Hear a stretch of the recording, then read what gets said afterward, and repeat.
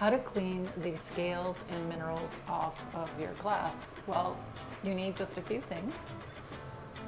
Some pure white vinegar, some baking soda, some sort of sponge or brush, and a plastic container.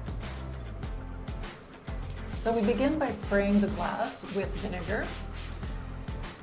And then we take our container, our plastic container with our baking soda, and start spreading the baking soda on top of the vinegar to start making it react. You can see it fizzing there. And we keep patting on more and more baking soda and keep spraying it so it continues to fizz up and react with all of the minerals on the glass.